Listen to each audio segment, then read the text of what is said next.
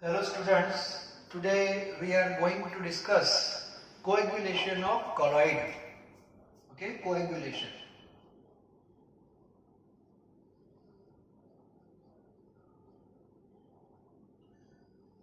Coagulation of colloid. हमने colloid का classification पढ़ लिया. There are three ways for the classification. Then how to prepare colloid, how to purify colloid, and some properties of colloid. And the last property that we discussed, that is electrical property. And we know there are some charge, either positive or negative, that is present in on particle of phase. And due to that charge, repulsion between two particles take place. And therefore colloid becomes stable for a long time. Is it clear? Okay. आज का जो topic है उसमें हमें colloid को stable में से unstable बनाना है. और मैंने लास्ट लेक्चर में शायद आपको बताया था colloid जो है वो स्टेबल फॉर्म में भी यूजफुल है और अनस्टेबल फॉर्म में भी यूजफुल है. हम डेली लाइफ में मिल्क भी यूज करते हैं और पनीर भी यूज करते हैं, पनीर टिक्का मसाला भी खाते हैं. क्लियर? हाँ. तो मेरा जो पॉइंट है, for example this is a stable colloid, this is a medium. In medium particle of phase, okay, having suppose positive charge. तो अभी जो colloid आपका है वो स्टेबल है. ठीक है. अब हमें क्या करना है, स्टेबल को अनस्टेबल में कन्वर्ट करना है. It means by any process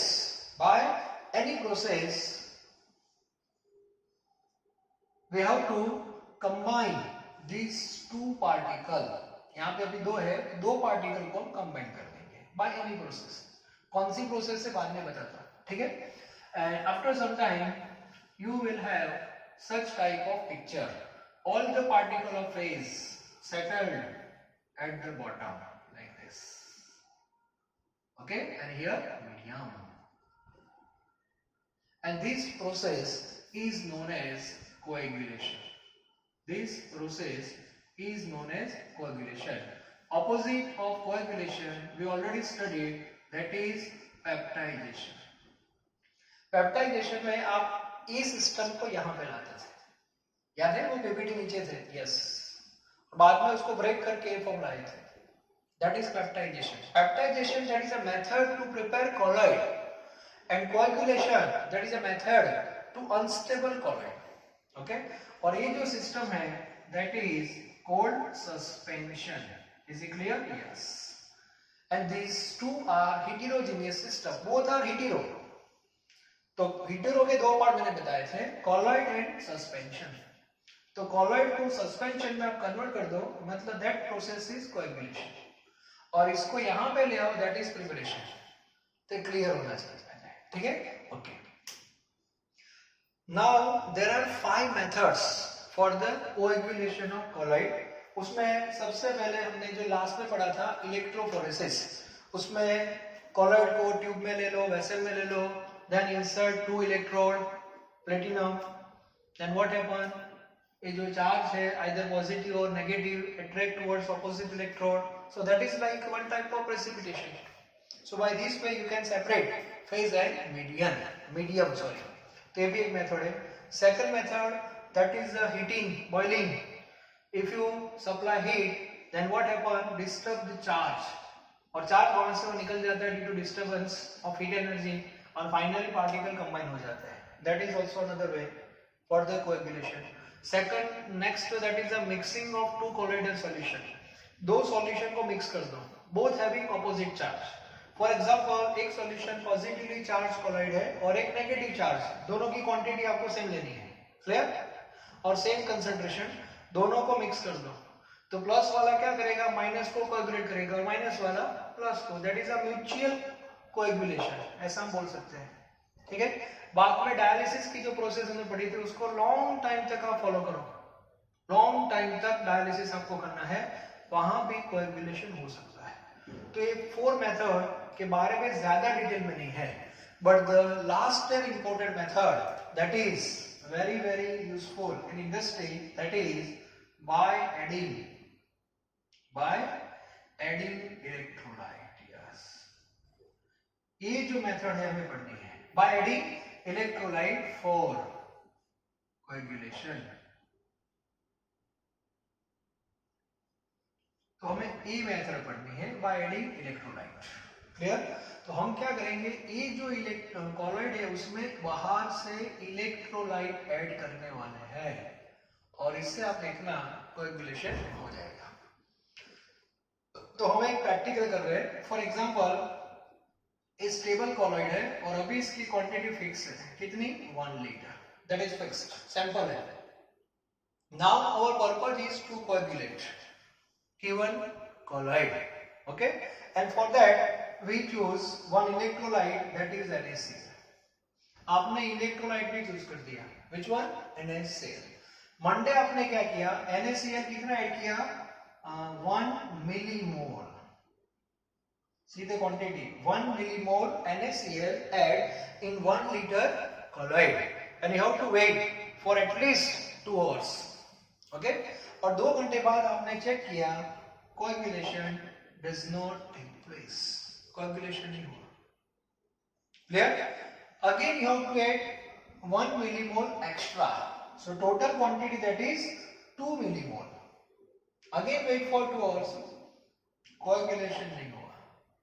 then again add 1 millimole extra, total millimole 3, and once you add 3 millimole NaCl in 1 liter colloid, so within 2 hours we observe all particle of phase combined together and settled at the bottom. It means coagulation take place, and for that coagulation how much quantity of NaCl required? Minimum, and that is 3 millimole. So 3 millimole per liter, क्योंकि sample 1 litre का है, okay? 3 millimole per liter is known as coagulation value.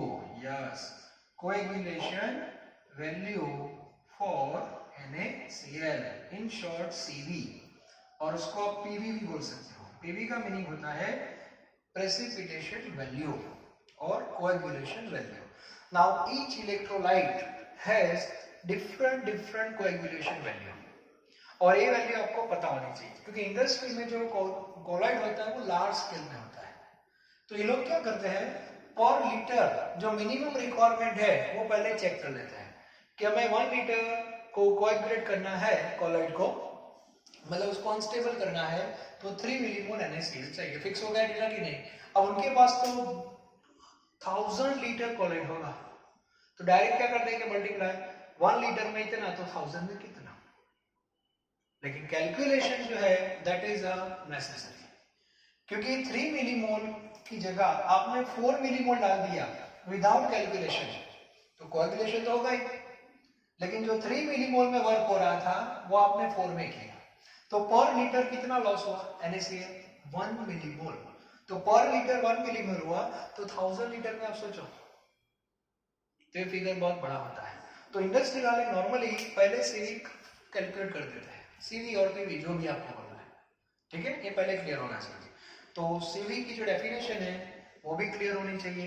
Minimum amount of electrolyte required in millimole per liter for the complete coagulation of colloid within 2 hours is known as coagulation value ये आपको पता होना चाहिए।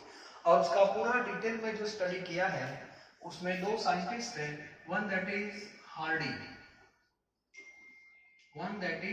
Hardy, second that is Schulz। ऐसे 2 scientist हैं जिन्होंने उसके बारे में स्टडी किया है। अब उसको मैं एक सिंपल वे में आपको रिप्रेजेंट कर रहा हूं। फॉर एग्जांपल आपके पास कॉलॉइड है हैविंग नेगेटिव चार्ज, और अभी मैंने सिंपल 1 2 3 4 5 6 फेस के कितने पार्टिकल यहाँ पे दिखाए हैं? Only 6 particle. फेस के ऊपर negative charge in short. Face के ऊपर नेगेटिव भी हो सकता है, फेस के ऊपर पॉजिटिव भी हो सकता है। That depends on process by which method you prepared colloid, वो हमने आगे वाले लेक्चर में पढ़ लिया है। क्लियर? ओके। अब हमें क्या करना है? ये सबको न्यूट्रल करना है by this method, by adding electrolyte. अब यहाँ पे 3 स्टूडेंट हैं। अब एक जो स्टूडेंट है फर्स्ट वन, उसने एज अ इलेक्ट्रोलाइट क्या प्रिपेयर किया? NaCl। सेकंड जो है उसने BaCl2 और थर्ड है उसने FeCl3। Okay, now we know electrolyte gives 2 ion, so NaCl gives 2 ion, Na plus and Cl minus. Now tell me which one is responsible for coagulation, positive और negative? Simply face के ऊपर कौन सा charge है? Negative है, so positive ion is effective और responsible for coagulation, so in that case Na plus, not Cl minus. Okay, in that case Ba plus 2 and here Fe plus 3. So first of all you have to identify which one is effective, positive or negative, and that is very important. And how can you identify effective ion? Simply check charge on face. It means effective ion is such a ion having opposite charge to particle of phase. ये clear होना चाहिए। Okay, तो सबसे पहले हमें effective ion को identify करना है। Once effective ion identified, second step comes in picture. Okay, तो उसका जो रिप्रेजेंटेशन है वो भी बहुत सिंपल फॉर्म में आपको बता रहा हूं मैं। फॉर एग्जांपल कॉलॉइड के कितने पार्टिकल है? अभी फेस के 6 पार्टिकल है, ऐसा याद रखो। Okay, now first suppose NaCl, ये तीनों प्रैक्टिकल डिफरेंट है। Na plus, what is the charge on Na? +1। तो इतना याद रखो, Na प्लस की जो कैपेसिटी है वो फेस के एक ही पार्टिकल को वो न्यूट्रल कर सकता है। एक Na प्लस एक को न्यूट्रल कर सकता है। क्लियर? तो आपके पास कितने हैं? 6। It means minimum 6 Na plus required. ऐसे याद रखो, सिंपल वे में आपको समझा रहा हूं। 6 Na plus and for that minimum 6 NaCl required. Clear? Now 1 Ba2 plus neutralize how many particle of phase? 2. Yes. Now total 3. So here 3 Ba2 plus. So 3 BaCl2 and 1 Fe3 plus neutralize 3 particle of phase. Okay. So amount that is 2. तो यहाँ पे 2 FeCl3 आपको चाहिए। Clear? तो इसका meaning क्या हुआ? जिसका पावर ज्यादा होता है, जिसका पावर ज्यादा, सी दिस वन, उसका अमाउंट कम चाहिए। Power that is coagulation power and amount that is coagulation value. See this is value. So again there are 2 terms, Cp and Cv. Cp means coagulation power and Cv means coagulation value, and both parameter are inversely proportional. जिसका power ज्यादा उसकी value कम है, जिसका power कम उसकी value ज्यादा है।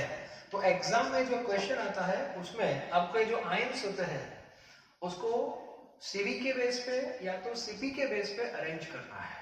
तो question अच्छी तरह पढ़ना। If in exam order based on Cp coagulation power, then order like this: Fe plus 3, Ba plus 2 and Na plus.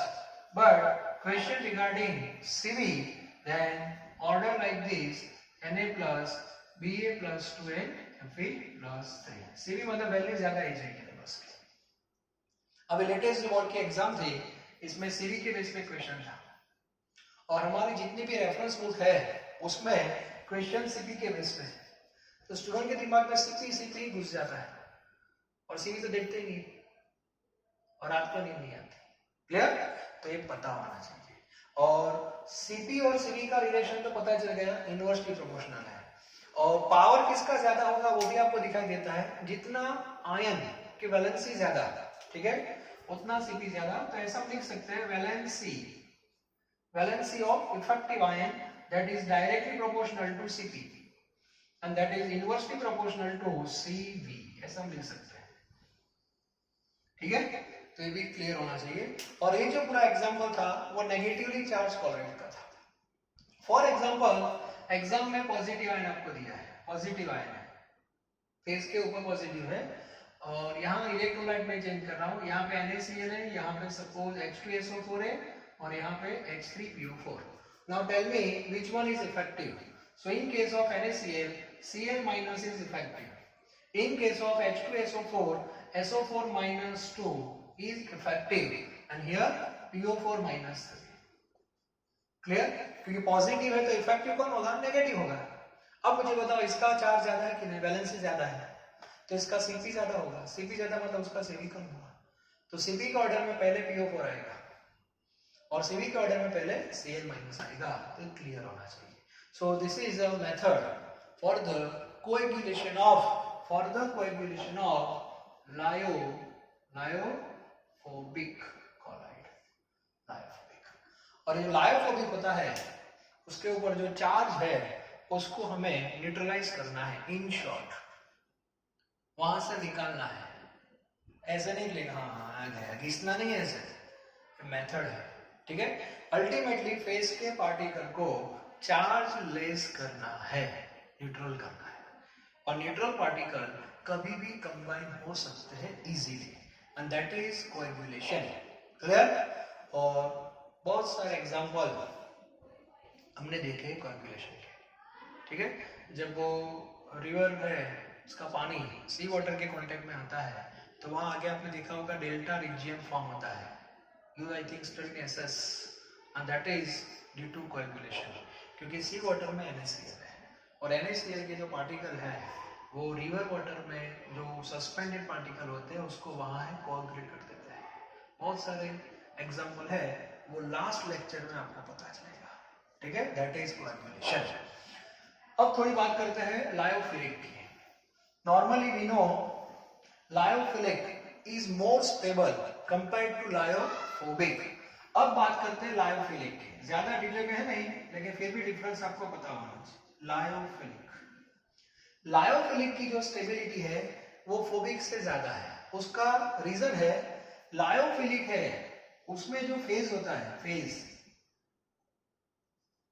Lyophilic में जो फेज है, सपोज ये फेज है, इसके ऊपर दो लेयर है, इट मीन प्रोटेक्टिव लेयर दो है। एक लेयर सपोज पॉजिटिव का है, ये तो लेयर रहेगा ही, ये फर्स्ट लेयर है, और दूसरा जो लेयर यहाँ पे होता है वो मीडियम का होता है। मीडियम मतलब water, and that is one type of hydration, solvation भी आप बोल सकते हो। तो ऐसे दो लेयर होता है, और ये हमारा जो लायोफोबिक है ना, अभी जो हमने पढ़ा वो लायोफोबिक, उसमें मान लो कि ये फेज है तो इसके ऊपर एक ही लेयर होता है, सपोज पॉजिटिव है, बस ऐसा। ठीक है, एक लायोफोबिक का स्ट्रक्चर है और ये लायोफिलिक का है। तो फोबिक में हमने क्या पढ़ा, अभी जो पढ़ा वो हमने ये निकाल दिया, बस इजी, ये निकाल दिया, चलो ये दया, हाँ यस, ओके। अब इसको फिलिक को कोएगुलेट करना है तो दो लेयर को निकालना पड़ेगा, तो हम डायरेक्ट इलेक्ट्रोलाइट नहीं ऐड कर सकते। अभी आपको जो सॉल्वेशन का जो लेयर है, पानी का जो लेयर है, स्ट्रॉन्गली अट्रैक्ट है यहाँ पे, यहाँ उसको वहां से निकालना पड़ेगा। तो उसके लिए हमें क्या करना पड़ेगा, बाहर से ऐसा कोई केमिकल जैसे अल्कोहल जिसको वाटर के साथ ज्यादा अट्रैक्शन हो। तो हमें पता है alcohol form H bond with water, ये ऑर्गेनिक में आप पढ़ोगे। ओके, तो अल्कोहल का पानी के साथ अट्रैक्शन बहुत ज्यादा है, या तो पानी का अल्कोहल के साथ ज्यादा है, ऐसा बोल सकते हैं। ठीक है, तो होगा क्या, ये वाटर जो है वो अल्कोहल के साथ मिक्स हो जाएगा, मतलब अल्कोहल पानी को लेकर निकल जाएगा। इन शॉर्ट वाटर का लेयर निकल जाएगा, मतलब उसका जो अट्रैक्शन है वो कम हो जाएगा। गया, चलो अब अभी जो फोबिक में पढ़ा वो कॉन्सेप्ट आ गया, फिर से पॉजिटिव आने के लिए तो थोड़ा इलेक्ट्रो डाल दो तो भी हो जाएगा, ये भी कोएगुलेट हो सकता है, लेकिन स्टेप आपको पता होना चाहिए। पहले सॉल्वेशन का लेयर हटाना है बाय एडिंग एप्रोप्रिएट सॉल्वेंट, और वो एक बार हट जाए उसके बाद small amount of electrolyte is required, ज्यादा भी नहीं, कम चाहिए। ओके, तो ये आराम से आप कर सकते हो, ठीक है। तो इस बेस पे कॉलॉइड हो सकता है।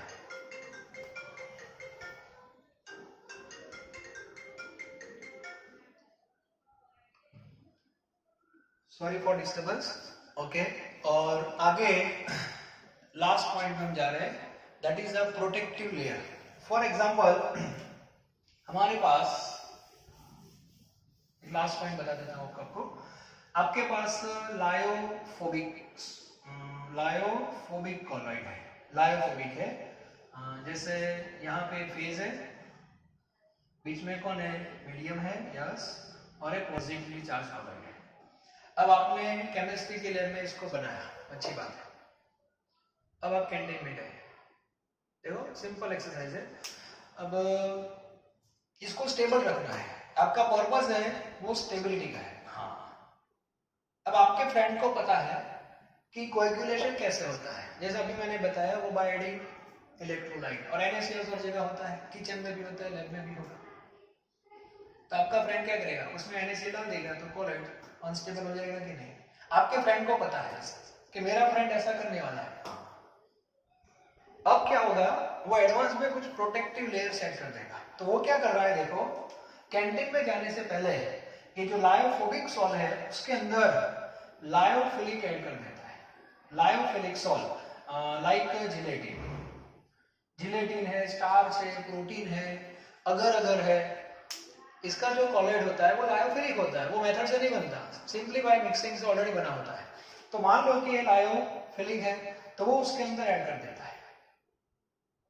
उससे क्या होगा, इसका मीडियम और इसका मीडियम तो मिक्स हो जाएगा, क्लियर। लेकिन इसका जो जिलेटिन है, जिलेटिन वो यहाँ पे अटैच हो जाता है as a protective layer, yes, as a protective layer.